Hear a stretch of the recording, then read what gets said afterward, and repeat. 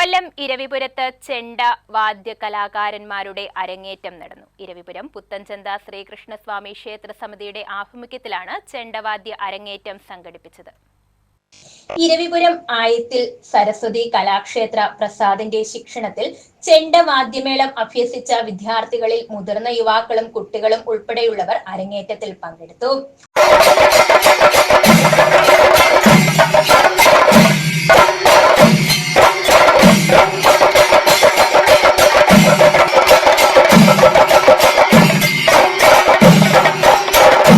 Cinema serial സംവിധായകൻ ശങ്കർ വളത്തുങ്കൽ ഭദ്രദീപം കൊളുത്തി ഉദ്ഘാടനം ചെയ്തു. ബൈറ്റ് 1 ബിജു ലാലു അരങ്ങേറ്റം കുറിച്ച വിദ്യാർത്ഥികളെയും അധ്യാപകനായ പ്രസാദിനെയും പൂമാലയിട്ട് പൊന്നാടയണിയിച്ച് ആദരിച്ചു.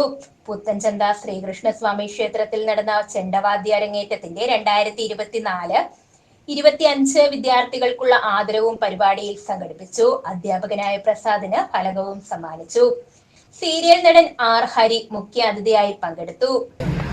ഒരു ആശ്ചര്യ വാദ്യമാണ് ചെണ്ട, അറിയാമല്ലോ.